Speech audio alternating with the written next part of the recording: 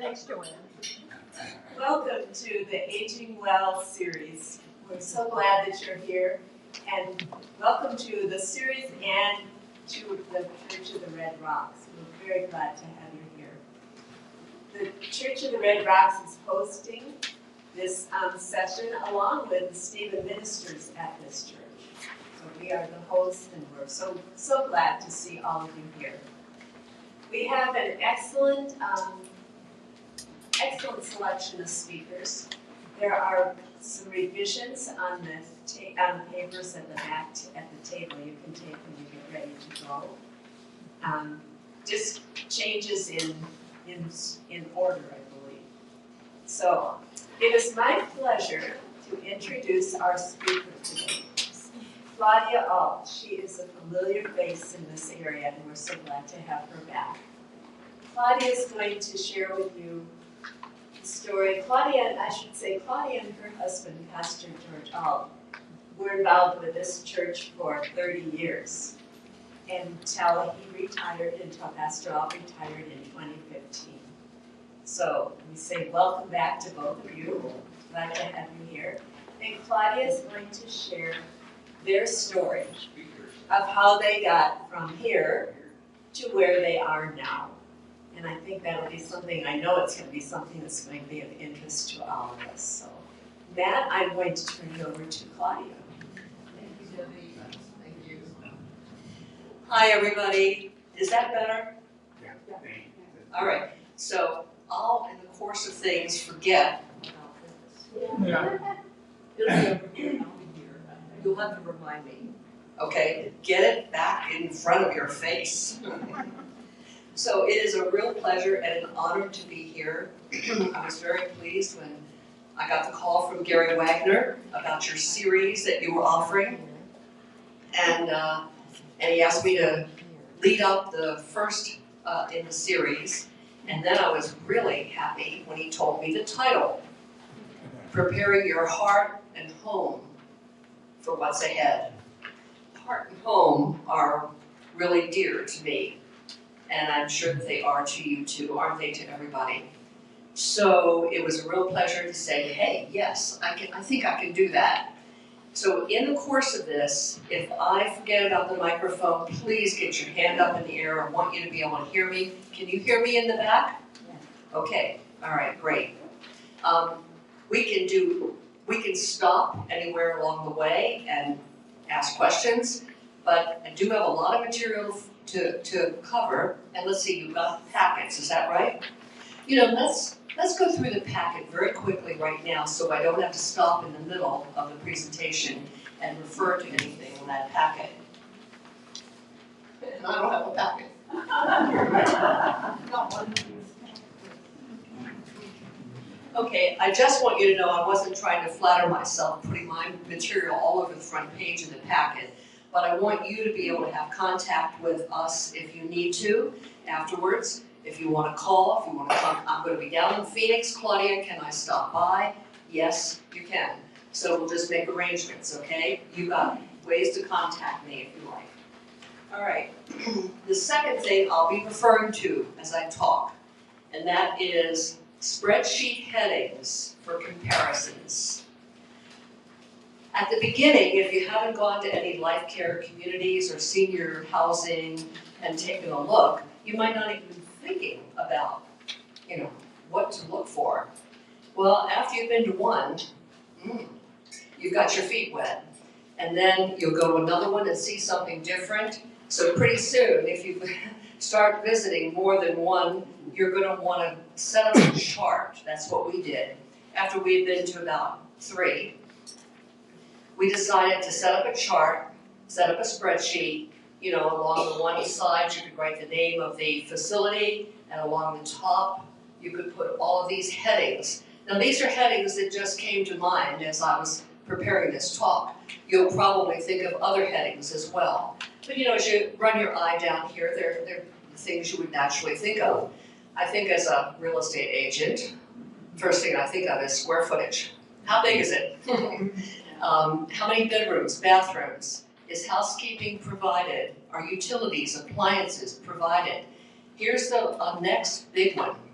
Is it a buy-in facility or is it a rental? So, and there are both. There are plenty out there, and there are both, okay? If it's buy-in, is any of that buy-in fee reimbursable? Boy, how to say that? Reimbursable. Reimbursable. I misspelled it. Old English teacher. So, for instance, I mean, if you get there and you're there a year or 2 or 3, and it's just the wrong decision for you, or for whatever reason, family needs you back on the East Coast, whatever the reason is, are you going to be able to get some of your money back if you need to leave? Important questions to ask at the outset. Additional monthly fee. Is there, in terms of buy-in fee, then is there an additional monthly fee? How much? What does it cover? All good questions, and you've got to know the answers for yourself. Is there a percentage of increase per year? Well, what do you know that does not increase per year? So yes, there's going to be one. Figure out what that is or ask the question. Is there a fitness center? I can remember one that we visited after we had seen Royal Oaks, where we live now. One that we visited, and then we were being given the tour. Well, I say Royal Oaks because Royal Oaks has a fabulous fitness center. Wonderful. And so we were in this different facility, and they were giving us the tour, and I asked, is there a fitness center? Oh yes, we'll see that. So we went up to the 2nd floor, which surprised me. 2nd floor for the fitness center. There was an elevator, but nevertheless. And then there was a closed door like that over there, and they opened the door, and they had to turn a light on. And inside was a room with maybe 9-foot ceilings. It was dark, and it wasn't inviting, and nobody was using it. That was not a fitness center in my estimation. So you're going to want to look at everything and try to say to yourself, what am I going to need, and what do I want? What, is this my idea? Is there a physical therapy center? We'll get into that later. Are there medical doctors that come to the facility or that service the facility? I'll talk to you about what we have on our campus when we get there. Is there an assisted living? Is there memory care? These are all things that if you're going to a life care community, you want to know. Assisted living, life care, memory care. Is there nursing care? Are there additional fees if I go into that? All good questions. What kind of activities do they provide? Transportation to the grocery store or to Walmart or wherever, or activities that are off campus. And then finally at the bottom, you might not have thought of this, but ownership. You should be asking the question, is this corporate owned? Is it non-profit? Is it, what's the other one? Not for profit. So I put a definition at the bottom of the page of each one of those. You need to know that. So if it's corporate, we visited some before we found out what they were, how they were owned, and then we found out, oh, this is corporate owned. And that's something we decided we didn't want, and I'll get into that later, okay? So where we are is Royal Oaks. It is a nonprofit. It is about, at max, it's about 800, it can house about 800 seniors. We're not at maximum right now, but close. We have 7 restaurants on the campus. We want to ask about food. Primary. And so it's a good place for us to be. It was our selection, but we went through a process. And you're going to laugh at this because I'll be coaching you, if you make decisions like this, to not take too long. We took so long. We were the bad kids on the block, okay, in that respect. You have a question? Where is it located? Pardon? Location. Oh, Royal Oaks, thank you for that. It's Sun City. All right. Okay, so I'm gonna get myself comfortable here, and which I think is going to be perching on the stool, maybe back and forth a little bit, but so if anything goes crazy, let me know, raise your hand. So, our story is a very personal story. It's our journey. I'm not trying to say our journey should be your journey. Your journey is going to be what you make of it. Maybe you can learn some things, some tidbits to think about as you listen to this.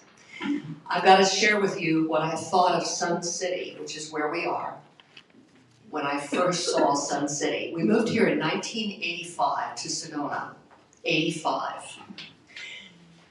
There wasn't much in the way of shopping in Sedona in 85, or Cottonwood. There wasn't a Walmart, there wasn't a, whatever that building in construction place is next to Walmart. Home Depot. There wasn't a Home Depot, you know. So every time you needed something for your home, get in the car, go down to Phoenix. On one of those trips to Phoenix, we kind of skirted Sun City. And I looked down one of these winding, wide avenues in the residential area, lined with homes, plenty of them. And I remember saying to George, oh my God, I don't want to move to Sun City. Never. I didn't see anybody. Well, it was the middle of summer. Now I know. I didn't see anybody, I didn't see cars, I didn't see activity. I thought, get me out of here. And here we are in Sun City, and really enjoying and appreciating Sun City. There is, if you come to Sun City and you haven't done this, I mean, if you visit Sun City and you haven't done this, go to the Del Webb Museum. It is a tiny little, it's in their first model home. You can imagine how small that is. But the displays and the history and what this man did across the whole country is illuminating. He just didn't build Sun City back in the 60s. He built Madison Square Garden and numerous hotels around the country that you would recognize, and many other buildings. So his plan for Sun City is still working, and I'm not talking about just getting seniors down there in Sun City. I'm talking about proper shopping every 2 blocks on a corner. No schools. Okay, no schools. Hello, I didn't see you come in. Good to see you again. I like sneaky people. Okay. So it's quite an interesting community, and I've come to appreciate the planning that went into that community. So we arrived here in 85, and I want to tell you that the house we rented immediately for the first year turns out to be the house we bought the second year, and the house we sold in 2021. We were there a long time. The house was built in 80. Okay, so anyway, it had seen its better days. I want to share with you the Alice Snow story. Soon after we got here, the predecessor to the church in the pastor's role was Alice Snow before George. And so Alice had retired, and she had left here, and she had gone to Pilgrim Place in California, a retirement home. And so one time she came back early on in his being here, and she raved about Pilgrim Place and said, you've got to come to visit, and if you come to visit, you've got to put your name on the list because they have a waiting list. Well, we were in our 40s. I don't think we had never even thought about a levels of care facility, a life care facility. I mean, we hadn't gotten that far in our thinking. So a couple of years later, we did make a visit to Pilgrim Place. Got a tour, got back in the car, and George said, well, what do you think?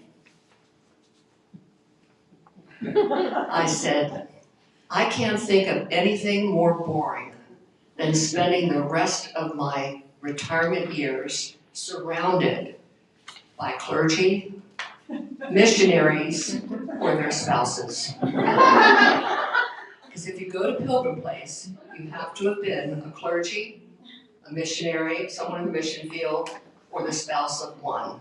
Can you imagine what dinner conversations would be? I can tell you what dinner conversations are living with a pastor. Okay, so, and I see other pastors' wives in this group, they know what I'm talking about. So, Pilgrim Place was not going to be it. However, we learned a valuable lesson, and that is, as we traveled the country with retirement way down there in our minds, still we were going to visit facilities. So we ended up visiting facilities. I mean, we would just stop in and we would ask, do you have time for a tour? Can we pick up a packet? Oh, definitely. And every time we had a nice tour. So we visited facilities in Pennsylvania, Maryland, which is where both of our families are, Tennessee, California, Texas. There was another example like Pilgrim Place. The second one facility we heard about, was in Sacramento. And you had to be in the military to go there. Another problem. All you hear is war stories at every dinner, okay? So we decided it has to be more diversity to the place we would end up going. That was kind of early learning for us. Not that the military is bad. George was 24 years as a chaplain in the Army, so we respect the military. But in terms of retirement, I needed something else, and I think George did too. Okay. I have to turn the page. That means I have to put this down and turn the page.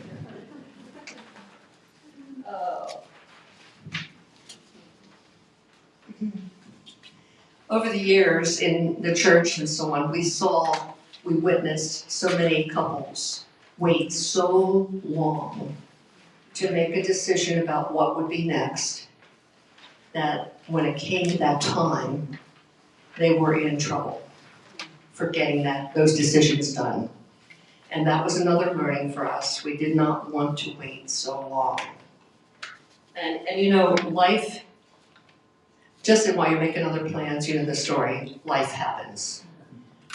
So here we are this is our 83rd year. We haven't even one turned 83 yet, but it's coming for both of us. But here we are in our 82nd year. And I feel great. Pretty great. George does too. He's doing better than I am, I think. But we all know a stroke, a heart attack, a back problem, surgery, a pinched nerve, and at this age, we're not gaining height, we're losing height. So those nerves back here, are getting pinched somehow.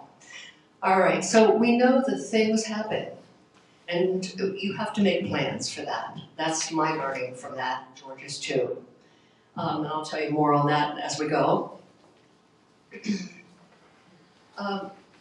George retired in 2015, as Debbie told you. Am I still on? Okay, all right. So he was 30 years here at this church, 46 years totally in the ministry by the time he retired. And he will tell you he was tired. It was time. And he enjoyed the first year or two, I think, of retirement. And dinner conversations were enjoyed by all in that retirement because they changed a lot. But like many things in life, life goes on. And so he, along the way, picked up a couple of interim ministries, one up in Flagstaff for a year and one down in Phoenix, in Scottsdale for a year or so. And here it was, 2015, retiring, but we didn't make a move until 2024. So you've got to wonder, what in the world were we doing for 9 years? Well, we were just adjusting. And we all have to adjust. In 2017, we decided if we're really ever going to leave this house, the house we moved into in '85, we have got to clean this house out, stem to stern, because it hadn't been done. On both ends of our house, we had an attic with a pull-down stairs. When we moved in 1985, we moved in from a 2-story house in Michigan with a basement. You know what we put in that basement. Everything in that basement came here and it went up those steps into those attics. And guess what? In 2017, it was still there. So we pulled everything down, getting ready for the church rummage sale. And just about if it didn't fall apart, it came here for the rummage sale. And we got rid of a lot of stuff, okay? In 2018, we decided we'd like to pick the house up. If we're ever gonna sell it, it would certainly help. And so we decided to do a renovation. And we contracted a builder and got all the plans made, wanted to update kitchen, bathrooms, take a wall out, flooring, paint, the whole bit. And so they said they could do it in 8 weeks. They did. However, we didn't believe them. So we moved all the furniture out into storage and we got out of there and we went into a timeshare here in Sedona, West Sedona, for 10 weeks. We booked 10 weeks. We didn't tell them 10 weeks, but we did tell the contractor, if you're not finished in 8, we're moving in with you. And he got going. All right. So when we came back, we really enjoyed our remodel. I mean, it was like living in a new home again, and we wanted to enjoy it for a few years. And so for 3 more years, we did that. We stayed there and enjoyed it. George doing interims, me doing real estate, and on we went. In 2021, I was sitting at my office desk, and I was reviewing what's going on in the market in real estate. And I thought, I wonder what our house would bring today, because think about 21, the pandemic was largely settling and over. Real estate in Sedona stopped at the beginning of 2020. Nothing moved on 89A. You could shoot a cannon down there until May of 2020. And it's like somebody pressed a button and the public said, can't take this anymore, it's time to get going. And so real estate started roaring in 2020. And it was still roaring in 21 when I did these numbers. Now we lived in a very nice neighborhood, but a moderate neighborhood, not a luxury home neighborhood. And so when I saw the numbers that I thought we could get for the house,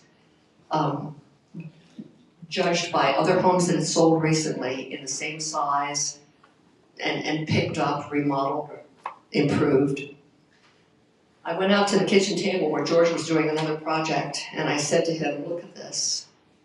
We would be ludicrous not to put the house on the market and take advantage of this market. And what do you think his next question was? Where are we going? We don't even know where we're going. I said, well, I know we don't, but we can buy time and we can put into the listing remarks and see if you get a good realtor who can help you with that. You can put into the listing remarks, seller requires lease back. That's all you say. Because you know they're going to call you and ask, what do you mean by that? And they did. When we finally got it on the market, which was only about 2 weeks, we got photography done, and we had the photography done after we moved in from the remodel, so we were set to go. Well, in about 2 weeks, we have it on the market, and the first day, I get calls from 2 realtors who say, what do you mean by lease back? I said, well, that simply means we're going to close escrow, but part of the contract to buy the house will include a contract for us to rent back, stay in position for 1 year, a minimum of 1 year. Both of these realtors said, I'm sorry, my buyer needs to get in right away, so this won't work. Okay, day 2, the house is shown to a couple, and the couple hears about the lease back, and they say, that's no problem for us. We're selling in California, we have no need to come right away, we were looking for a renter anyway. And there's no better tenant than you, the seller. You've loved your home. Are you going to do anything bad to that home while you're renting back? No. And so it was by the 3rd day, we had the offer. The offer came in over list price, which was happening in the market at that time. 30-day close, cash, lease back for 1 year. It was made in heaven. And so within 30 days, we closed escrow. We were now tenants in this house that we had been the owners of since 1985. And we had 1 year. Now, the race is on, we thought. Okay. Well, not if you know us. So we did all of that and we decided, okay, we've got to get going now, what do we do now? So we started making decisions. And by this time, we pretty much had decided we would stay in Arizona. After the storms this weekend, who wouldn't? We didn't want to go back to Maryland or Pennsylvania and deal with winter anymore. Getting too old for that. And so we wanted to stay in Arizona, and we decided we would go to Phoenix because Phoenix was close to the airport for us, less driving. Phoenix had Bank One ballpark. We love baseball. It had Gabbage Theater. It had shopping. It had wonderful medical services. And medical services here had deteriorated a lot by the time we left. And so those were the decisions we knew we were going to make. Our family, we didn't want to be too far from our family, but Larry and his family, our son and his family live in Cottonwood. So this was good, 2 hours down the road. And I could continue the real estate that I enjoyed doing by coming up the road once or twice a week or every 2 weeks or whatever was necessary. So we began serious visitations. The first place we knew we were going to visit was Beatitudes in Phoenix on Glendale Avenue. Beatitudes was established by the Church of the Beatitudes, correct, George? Yes, and it's associated with the United Church of Christ. It's backed by the United Church of Christ. And with George's background and our background in the denomination, we wanted to stay with that. So we visited. We had been to Beatitudes visiting members that we knew had moved there at other times, but now we're looking at it for us. So it was a different way. So we looked there, and we knew we were going to look at Royal Oaks. We had never been to Royal Oaks. Bob and Millie Carlson had been members of the church here for about 15 years. He is a retired pastor from Sun City, came up here 15 years in Sedona, and then they decided to retire to a life care community, and they went to Beatitudes. So they had invited us down, and we got a tour with them, saw where they lived, liked it. And 2 other people were there, and they still are, Dottie Oliver and Carolyn Monnier, names you might remember. And both, I think, had been moderators. Is that right? Yeah. So we enjoyed, visiting those 2 facilities. This is not right in succession. We took time to do this, maybe one at a time with each trip down there. But now more in the Sun City area, we went to a place called the Forum in Scottsdale. We went to Sagewood. The Gundersons from here and the Pattersons from here had moved to Sagewood, and we wanted to see it, and it was lovely. It is lovely. Top of the line, beautiful, but way above our pay grade. So that wasn't going to be where we could move, but it was great to see them.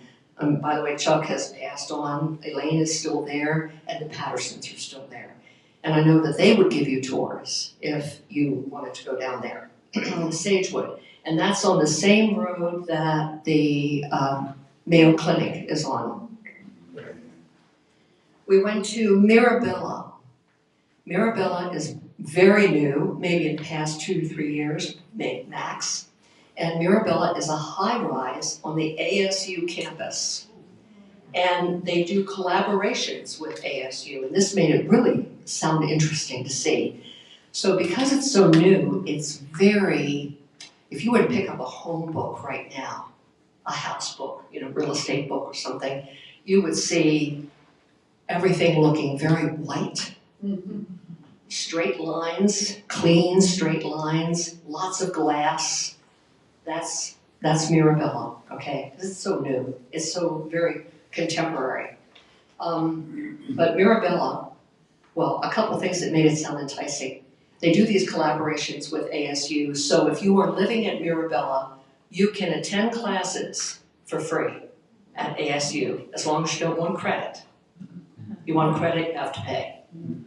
In addition, students in their performing arts class major, as well as art, fine arts, have to do a semester on the campus at Mirabella.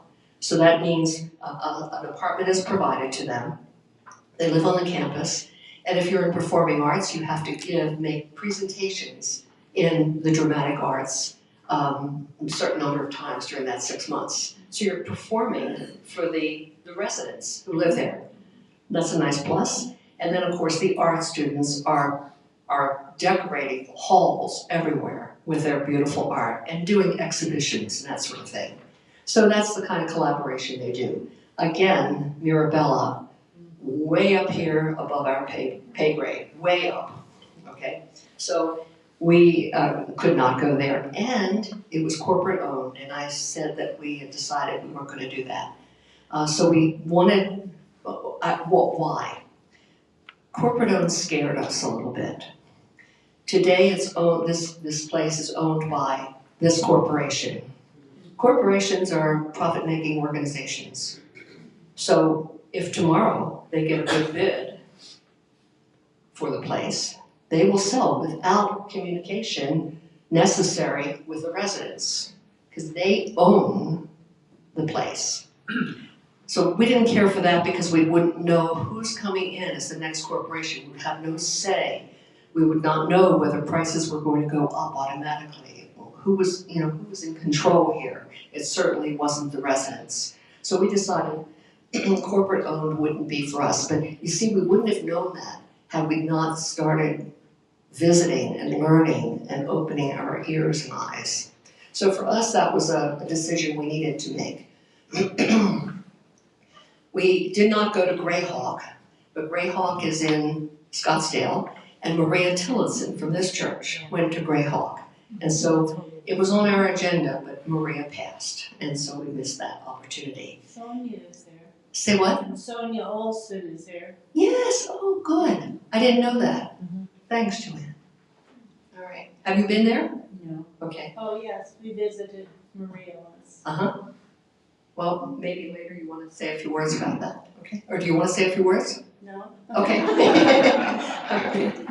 All right, so now you see, by visiting all these places, pretty soon, can you keep all the details in your head of each one? What are they costing, and what's it going to be costing a month, and what's included, and who owns it, and blah, blah, blah, blah, blah. You know, it's too much. So the spreadsheet was very helpful. Now, when it came to spreadsheet, we had it down to maybe about 3, 4 possibilities.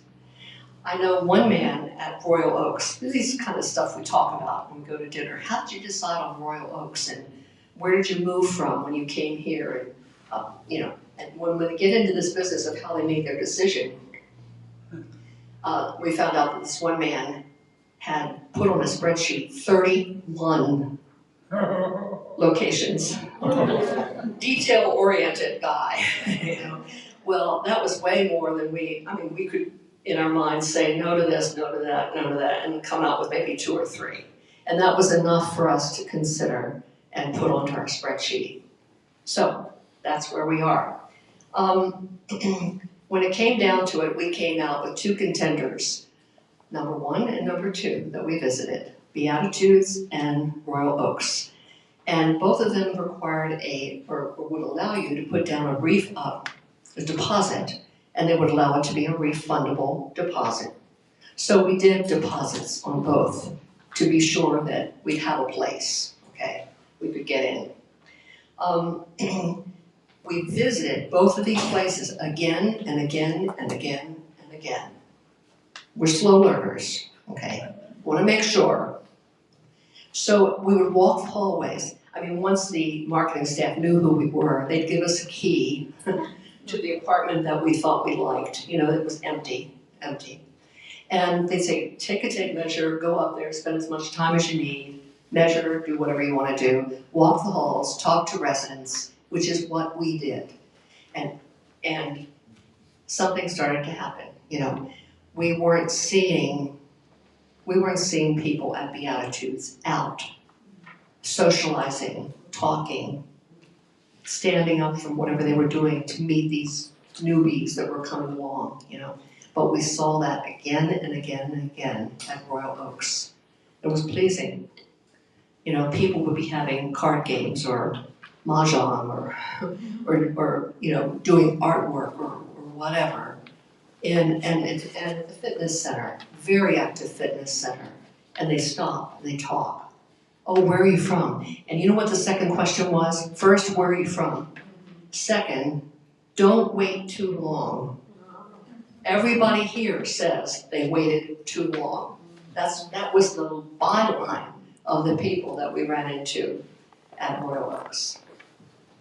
So we learned about the restaurants, we learned about the activities at each of these places, we learned about levels of care that are provided, and when it came down to it, oh well, we had time to decide what furniture we could fit into the apartment nicely at each place we were considering, and we had time to decide what to do with the rest of it.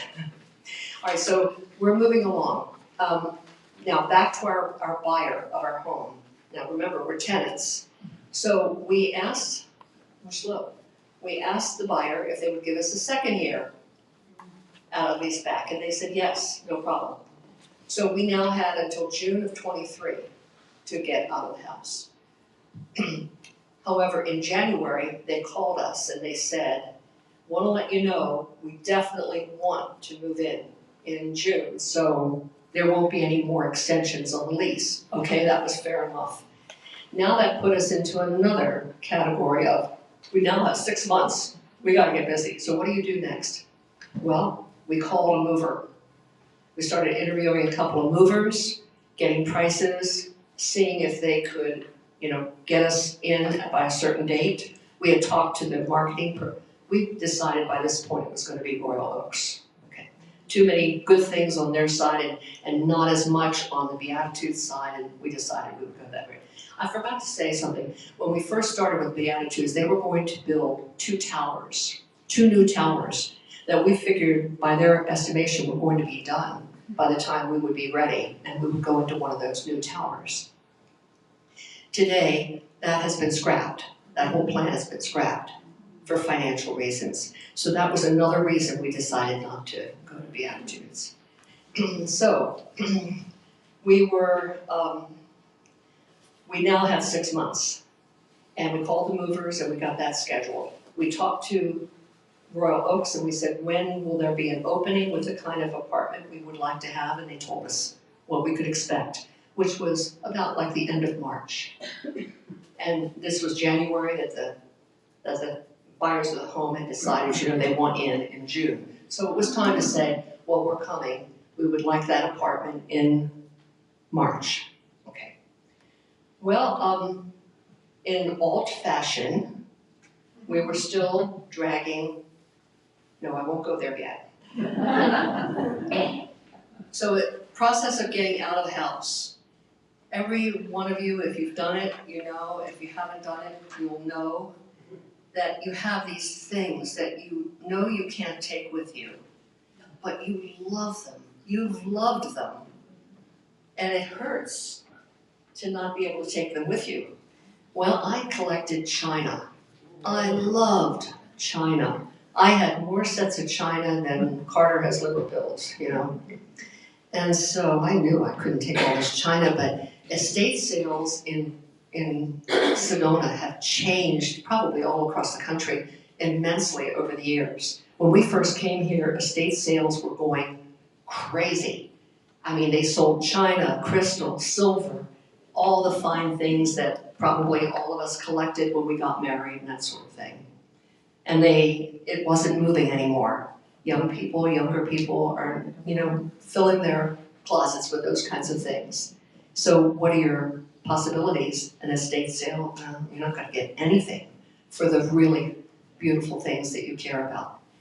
Well, we had a lot of nieces, adult nieces. So one day I got this bright idea. I have 3 sets of china I must give away. So I set the dining room table completely with linens, the china, the crystal. I'm sorry, gentlemen, I know this is boring for you guys, but the women know what I'm talking about.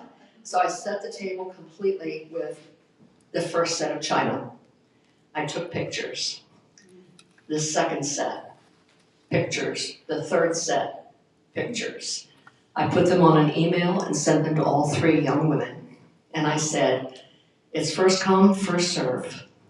Call me with which, if you want a set of china, call me with what your choice is. And I will pack it up and send it to you. So the next day, the second day after this email went out, niece number 1 called and she said, I'll take all 3. I said, well, I'm sorry, I promised each girl to have a choice. So we have to wait and hear from the other 2. Okay, I said, but if the other 2 want some china, what's your first choice? And she told me. Okay, the next 2 days I heard from the other 2, they each wanted 1 set and they chose it. And I can't tell you how good that made me feel. I wasn't trashing my stuff. I loved it. It was going to go to somebody else that I loved, and they would love it. In fact, one of those young women has a new house. She bought a china cabinet. She put the beautiful china in there and all the stuff, and she took a picture, and she sent that back to me. So I know it's being loved. We had 2 sets of trains, the Christmas garden kind of trains. My mother gave those to us when our son was very young. My dad had died. And forever, we didn't use a Christmas garden, but we did put them on the top of a big bookshelf with backlighting. And we loved seeing those trains up there. We loved them, we saw them every day, people visiting. Oh, where'd you get those, And so I wish I had the history from my dad, about them, but that's what I had. Called that nephew who had those 3 girls. Those 3 nieces. And I said, Marty, I'm getting rid of Pop's trains. He said, I'll take them. So the pack and ship place in West Sedona got to know me as the china and train lady. They packed up all that stuff and shipped it back to the East Coast, and now it's in good hands. And I felt good about it. So I'm telling you this because everybody's got to get rid of keepsakes, if you do this route that we did. And it hurts to do that, but if you can find a way to get it in the hands of somebody that might love it, you'll feel good. Okay. Still, we weren't ready to jump. So we did the unthinkable. We did decide to move out, but we didn't decide to move to Royal Oaks yet. Crazy. We're still it's our dragging our feet period. We went into a timeshare for a year. We put all the furniture that we were planning to take in storage. We moved into the timeshare, set up a little real estate office, Bob, in our living room, and continued working for a year. And that year got old fast. And so right before we did that, all of that, we had to say goodbye to the house because it was now June. And so the house was empty. It had been cleaned out. All the furniture had been either put in storage or sold at the estate sale. And we had a party with our son and his family to say goodbye to the house. Now, this was not with tears. This was joy.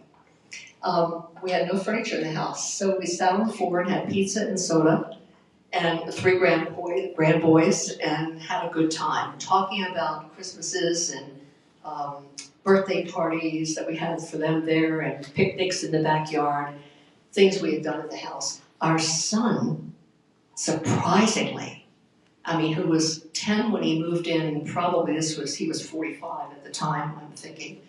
He took so many pictures of the empty rooms of that house, all with us in them and so on, and sitting on the floor. He was having memories. He was enjoying the moment, and well, I think he was enjoying the moment. I didn't see tears, but he was having sentiments. So it was important to say goodbye to the house. We locked up the house that night, went to the timeshare, and turned the keys over. Okay, so this timeshare thing got old, and in 10 months, we said, we're done with this timeshare thing. Okay, so we called Royal Oaks, and they gave us March the 29th as our move-in date, and we called the movers and secured that date, and called the storage people with the rest of the furniture and secured that date, and we were off and running, and we moved into Royal Oaks 2 days before Easter in 2024. That long story, talk about a journey. Okay, but we did it our way, as Frank Sinatra said. So you'll do yours your way, whatever that is. So we are at a wonderful place. We have, I'd say, a month into moving into Royal Oaks. Boxes were unpacked, we were pretty settled. Artwork. We got to take our favorite artwork with us. We had a lot of wall space, a lot of closet space. So we had collected art here in Sedona. It was dear to us, another dear thing we didn't want to get rid of and didn't have to. So we've got all of that there. We felt very much at home, we still do. And I'd say within a month of moving in, I kept saying to George, and he to me, are you seeing any negatives? Did we make a mistake? Nope. 2 years later, nope. And so we're very, very happy. Now, life's what happens when you're making other plans. So 2025 came, and I have called that the Chinese year of the knee. The year of the knee. So I had both knees replaced 6 months apart. And something I haven't told you about is that on the campus we have a physical therapy center right on the campus. It's just fabulous physical therapy. And if you've had a knee replacement or a hip replacement, you have to go through therapy. And it's so valuable. My recovery was good, except that my cane is over there and I still use it after the second knee especially. And it has to do with endurance. I don't have the endurance that I used to have. So maybe that'll come back, maybe it won't, but I decided that cane is fine. It doesn't define me, it helps me. So there I am, 82 using a cane, and it's all good. But that's another example of the fact that we can't know what's around the corner. Make plans, take care of yourself. The family idea, we've seen here in this church when we were here, we've seen people move out of Sedona. You're all retired, aren't you? Pretty much. Yeah, you're already retired here, but you're not necessarily in the life care community. So we've seen people move out when it was time for a life care community and move to where the kids are. And then we've heard from them in about 2-3 years, and they say, guess what? The kids got transferred to Chicago. Well, we're not going back to Chicago. So, hopefully they made friends where they are, and they've got good contacts, and they've got their physical needs met. But, you can't always depend on your family to be there and to stay there. And if you move in with your family, you can't always depend on the socialization that you are necessarily going to need. And if your kids are working, busy, school, all that stuff that they have to take care of, and we all remember that, then, that requires their doing. There are 2 things I'll end up with. Well, we're still working, me in real estate. George has a beautiful, sweet, smallest church he's ever served, church in North Scottsdale Road called Black Mountain United Church of Christ. You're welcome to come, 10 o'clock services if ever you're down in that area. And it's very small, but good people. It's an open and affirming church, and we love it a lot. And he was on staff for about 1.5 years as the designated pastor. Not an interim, but the designated pastor. But that's not the guy in place. So he was just named the guy in place. So he'll tell you it doesn't mean anything in terms of pay. You know, there's more reason to work than just the money. You know, it's activity, it's meaning, it's people, it's socialization, it's doing what we've all done in our lives. In a couple of current movies, there's a line that seems to be circulating amongst some new movies. And we think this line is important. It's important for us. And the line is, George, what's the line? we are where we're supposed to be. We are where we're supposed to be. So we're very content with that as our decision. And and there's one more point. The CFO of Royal Oaks just recently gave a talk at the auditorium for the residents. And in that talk, he spoke about what's coming in the next 5 years in terms of movement of population in the United States. And that is that in the next 5 years, the US will need 650,000 to 750,000 more beds for the retiring, the silver tsunami, which are the baby boomers who are turning 80. And the United States does not have that. Now, we probably have another, I think I looked that up, and I think there are like, well, I'm not gonna quote, you can look it up on Google, what we currently have. We're way behind, and construction is not even dealing with the deficit that's going to be out there. Maybe another reason not to wait too long. If you're planning to go into a place like we are in, there you will find rentals, okay, strictly rentals. Vernon Mary Smith, names that ring a bell with anybody? Yeah. He was a financial planner in Sedona. Vernon Mary are in a rental, not very far from where we are. Not a rental home, I mean a facility, a big facility. They have meals, I don't know any of the other details, but they don't have life care, ongoing life care community. So when one of us needs to go to assisted living, we can both decide to go, or one can stay in the apartment and the other can go, okay? What we're paying per month in our monthly fee will not change. If one of us needs to go into memory care, we can do the same thing. We can go in one at a time, whoever needs it. But memory care is locked down care for good reason, for the protection of the person. So if I needed memory care and George didn't, and he decided to go with me to memory care, then he would have to agree to being in the lockdown.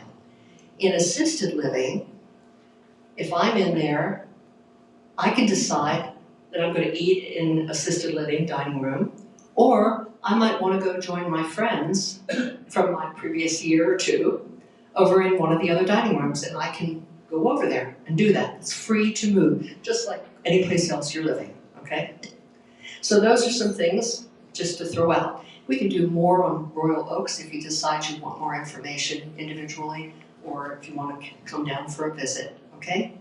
I don't think I have anything more, so how about questions from you? Oh, what? I need an outdoor space, and that is why I didn't like the attitudes, because it was so concrete.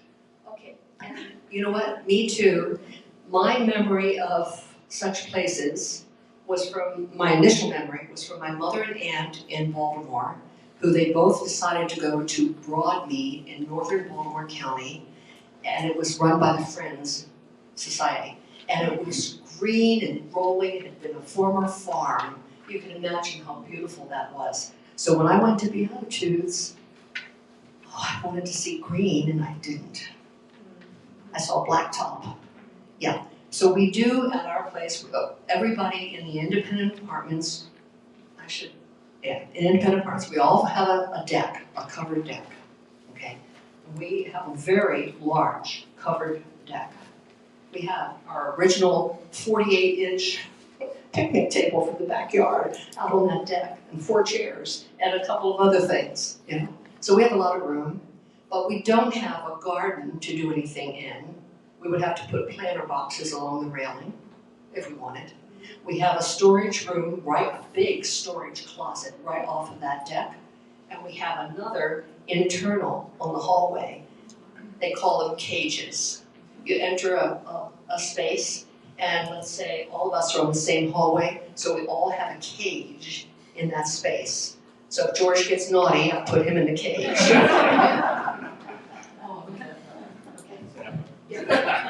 Just a quick one about parking.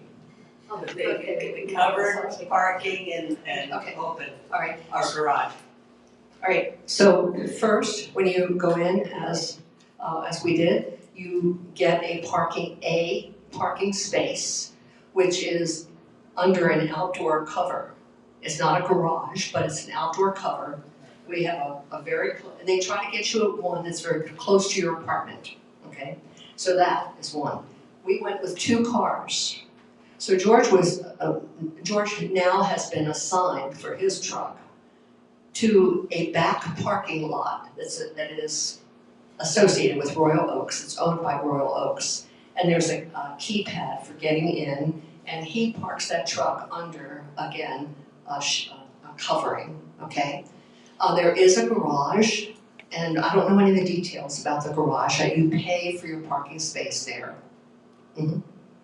Okay, so we do pay extra for the second car, okay, per month. Anything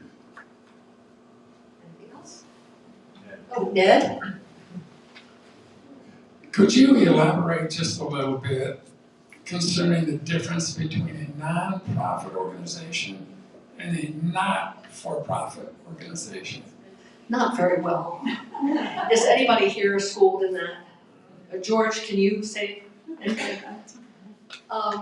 You know what? I'd say go to Google and look it up on the computer, and I'm sure if you call any of these places that you're interested in, ask them, what are you, how are you owned, and please define that, okay?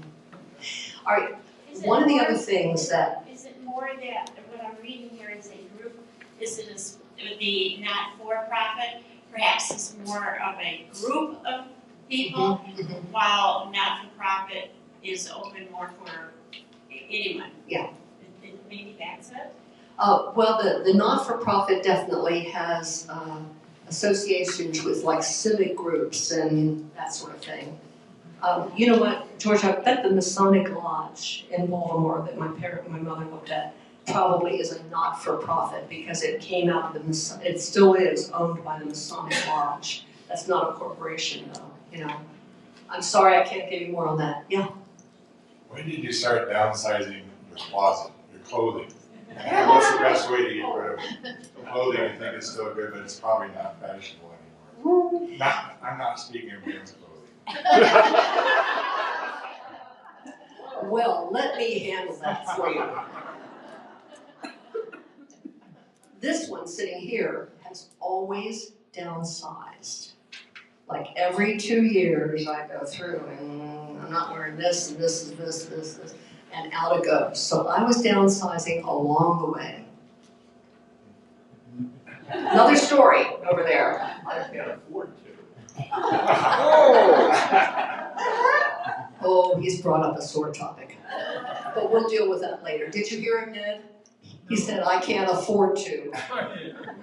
We'll talk about that later. Anyway, but George did have to get busy, and that was well before we, cleaned it all out. Is Goodwill or something the best option, probably? Definitely. Goodwill or... Yeah. Now, any estate salesperson will tell you, this. Don't get rid of a thing.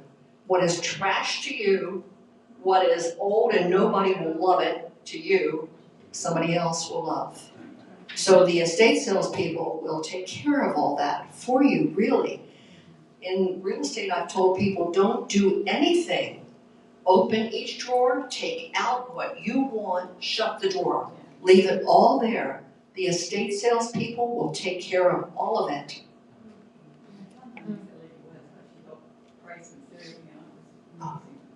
Did you want to say it? Claudia had a lady, estate lady come in. She went through her entire house and she got everything out on the countertop, all the beautiful china and dishes, and everything was out there for sale. And she did cleaned everything, was nice and neat, or you did. No, she didn't. But you didn't have to make decisions. Right. We did have an estate sale. Now, I'm telling you, they aren't doing as well as they used to, but we certainly did have an estate sale. And their job was to, when they were finished, was to call me to an empty house. And it was totally empty. They have buyout men that come in at the end. They know all the charities to call. Cottonwood, Old Town, City Mission? what? The Mission, Old Town Mission, Habitat for Humanity, Salvation Army. You just make those calls, they make those calls and arrange for the truck to come and empty out whatever is there. Take whatever's there for charity, All right.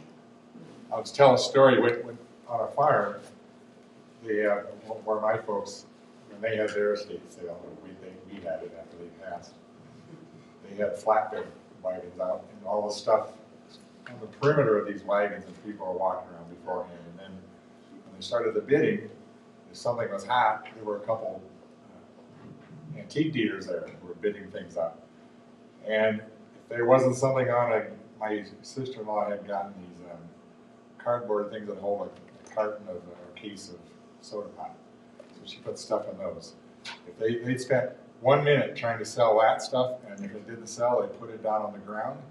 And later on, they brought 6 or 7 of those up at once and started selling those for $2 or something. But so those auctioneers know how to get rid of stuff too. Yeah.